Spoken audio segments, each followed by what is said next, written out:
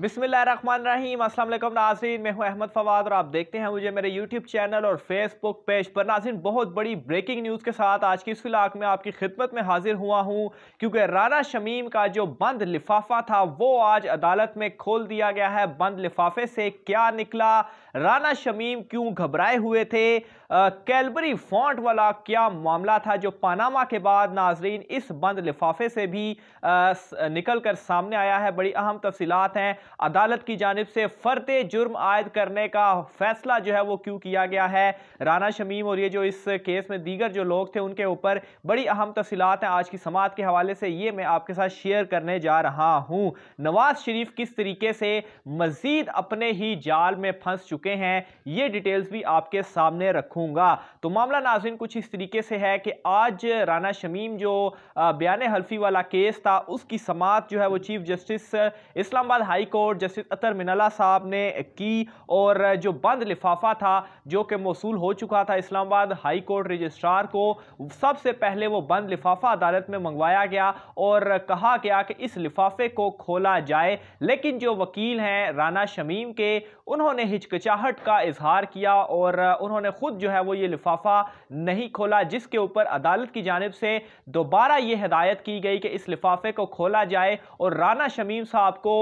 बुलाया गया। वो चूंकि पीछे बैठे हुए थे, पीछे जो है वो मौजूद थे, फिर उनको आगे बुलाया गया और कहा गया कि ये जो बंद लिफाफा है इसको आप खोल लें। तो अदालत की इस हुक्म के बाद राना शमीम साहब की जानिब से क्या किया गया कि ये जो लिफाफा था इसको खोला गया, और इस लिफाफे को खोलने के बाद जो इसमें बयान हल्फी मौजूद था उस बयान हल्फी की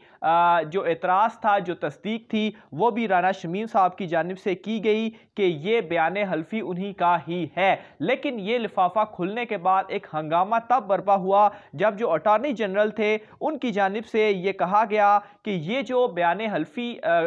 जो लिफाफा खोला गया है, ये कोरियर वाले जो हैं उनकी जो सील है वो तो मौजूद है, लेकिन कोरियर की सील खोलने के बाद जो बयान हल्फी था उसके ऊपर कोई सील मौजूद नहीं है। इसका मतलब ये है कि राना शमीम ने जो पहले बयान दिया था कि उन्होंने अपना जो बयान हल्फी है वो सील कर कर खुफिया था वो, और उसको जो है उन्होंने लॉकर में रखवाया था, तो वो बात जो थी वो तो गलत हो गई। लेकिन बिल आखिर राना शमीम साहब की जानिब से ये कहा गया कि ये बयान हल्फी जो था ये उन्हीं का ही है और उन्होंने तस्दीक की, जिसके बाद ये एक बड़ा अहम सवाल तो उठा, लेकिन चूंकि उन्होंने तस्दीक कर दी तो इस वजह से मामला जो है वो मजीद आगे बढ़ा। बहरहाल आज अटॉर्नी जनरल साहब की जानिब से लाइटर मोड में एक बात भी की गई और ये लिफाफा खुलने के बाद कहा गया कि ये बयान हल्फी मुझे भी जरा दिखा दिया जाए कि देखें तो सही कहीं ये भी कैलबरी फॉन्ट तो नहीं। कैलबरी फॉन्ट नाज़रीन आपको मालूम होगा कि पनामा में जो मरियम नवाज का एक जो बड़ा आप समझे कि उन्होंने अपना मजाक बनवाया था कैलबरी फॉन्ट से, तो उसी को गालिबन मद्देनजर रखते हुए लाइटर मोड में जो है वो आज कैलबरी फॉन्ट की भी इस हवाले से बात हुई कि ज़रा देखें तो सही कहीं ये वाला जो बयान हल्फी है ये भी कैलबरी फॉन्ट में तो नहीं लिखा गया। इसके अलावा नाज़रीन आज पाकिस्तान बार कौंसिल जो थी उनकी जानिब से भी आज अपना जो अपने जो मामलात थे वो बताए गए, उनसे भी चूंकि अदालत ने बुलाया था, तो पाकिस्तान बार कौंसिल की जानिब से जो है वो ये कहा गया कि जो साकिब निसार साहब हैं, यानी कि जिनके ऊपर ये इल्ज़ाम लगाया गया था इस बयान हल्फी में, अगर उनसे भी एक बयान हल्फी ले लिया जाए, उनका भी बयान हल्फी जो है वो जमा करवा दिया जाए। तो ये नाज़रीन आज मौक़िफ़ पाकिस्तान बार कौंसिल ने भी अपनाया, जिसके ऊपर चीफ जस्टिस साहब की जानिब से बड़ा जवाब जो है वो बड़ा ज़बरदस्त जवाब भी दिया गया, वो भी मैं आपके सामने रखता हूँ। चीफ जस्टिस साहब की जानिब से यह कहा गया कि क्या आप इस अदालत के जजों पर और इस अदालत के ऊपर सवालात उठा रहे हैं। ये चीज़ क्यों कही गई जब पाकिस्तान बार ने यह कहा कि साकिब निसार से भी बयान हल्फी ले लिया जाए, तो इसका मतलब यह है कि वो किसी तरीके से दुरुस्त मान रहे हैं जो राना शमीम का बयान हल्फी है। इस पर अदालत ने इस वजह से अदालत ने यह कहा कि क्या आप अदालत और अदालत के जजिस पर जो है वो सवालात जो है वो उठा रहे हैं, और इसके अलावा ये भी कहा गया कि आपको हमारे जजिस पर क्या शक है कि आप हमारे जजिस के हवाले से क्लियर नहीं है, जिसके ऊपर जो पाकिस्तान बार कौंसिल को रिप्रेजेंट कर रहे थे उनकी जानिब से यह कहा गया कि हमें अदालत के जजों के ऊपर कोई एतराज़ नहीं है, ना ही हम कोई सवालात उठा रहे हैं, बस अगर हमें कोई सवाल या अदालत के जजों के ऊपर कोई एतराज़ होता तो हम क्या करेंगे, हम आईनी रास्ता जो है वो इख्तियार करेंगे। बहरहाल नाज़रीन अटॉर्नी जनरल ऑफ पाकिस्तान की जानिब से मजीद बहुत अहम सवालात, बहुत अहम नुक्ते उठाए गए हैं, जिसने नवाज शरीफ को मजीद मजीद इस मामले में जो है वो फंसा दिया है, वो मामलात भी जो है वो मैं आपके सामने रखता हूँ। तो सबसे पहली चीज़ नाज़रीन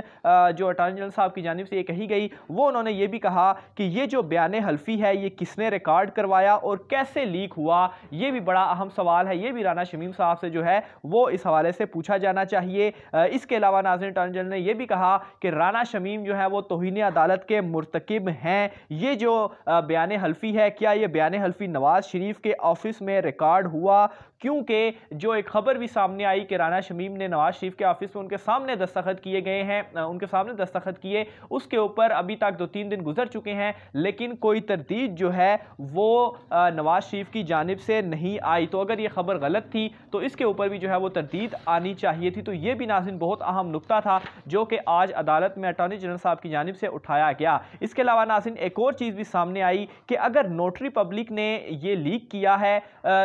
या जो अंसार अब्बासी साहब हैं उनको ये चीज़ चूँकि ये बहुत ज़्यादा प्राइवेट था और बड़ा सीक्रेसी के साथ इसको रखा गया था राना शमीम के मुताबिक, तो अगर इसको नोटरी पब्लिक वालों ने लीक किया, क्योंकि खबर तो शाया हुई है, तो क्या राना शमीम ने नोटरी पब्लिक वालों को कोई नोटिस भेजा या अंसार अब्बासी साहब जो थे क्या उनको कोई नोटिस वगैरह भेजा? तो इसके ऊपर भी कोई मुतमईन कुन जो जवाब था वो राना शमीम साहब या उनके जो वकील थे उनके ऊपर उनके पास जो है वो नहीं था। लेकिन ये बहुत अहम नुक्ता है जो उठा दिया गया है कि राना शमीम ने आखिर नोटरी पब्लिक और अंसार अब्बासी साहब को फिर नोटिस जारी क्यों नहीं किया कि इतना जो प्राइवेट और उनका जो डॉक्यूमेंट था वो आखिर लीक किस तरह से हो सकता है कि अगर वो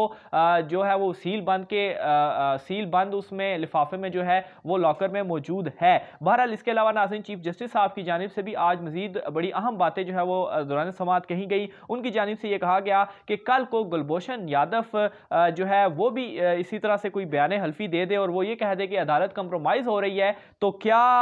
हम जो है वो उसको भी दुरुस्त तस्लीम कर लेंगे? तो इस वजह से ये बड़ा एक संगीन इशू है, इसलिए आपने ये जो अदालत के कंप्रोमाइज़ होने के हवाले से जो बयान हल्फी दिया इस चीज़ को जो है वो साबित करना पड़ेगा। इसके अलावा नाज़रीन अंसार अब्बासी साहब से भी ये कहा गया कि अगर आपको कोई भी बयान हल्फी दे देगा तो क्या आप उसको छाप देंगे, क्या कोई तहकीक वगैरह जो है वो उसके ऊपर नहीं करेंगे? क्योंकि कल को किसी को भी कोई सज़ा होती है तो वो कोई बयान हल्फी दे दे कि जज को जो है वो प्लॉट की ऑफ़र या कोई फ्लैट की ऑफ़र हुई थी तो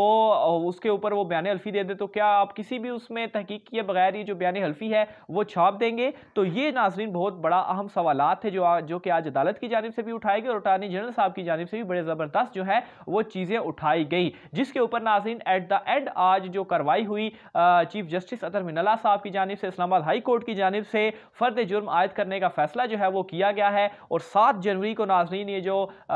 मुल्जिमान हैं उनके ऊपर जो है वो फर्द जुर्म आयद की जाएगी। इसके अलावा नाज़रीन 7 जनवरी को मजीद क्या डिटेल्स आती हैं ये भी आप नाज़रीन के सामने हम रखते रहेंगे। आपने अपनी राय का इज़हार नाज़रीन लाजमी करना है। ये जो लिफाफा आज खुला है इसमें से जो चीज़ें नाज़रीन एक हंगामी चीज़ें जो सामने आई हैं इसके ऊपर आप अपनी क्या राय रखते हैं कमेंट बॉक्स में लिखिएगा। आज के व्लॉग से इतना ही, मुझे इजाज़त दीजिए, अल्लाह हाफिज़।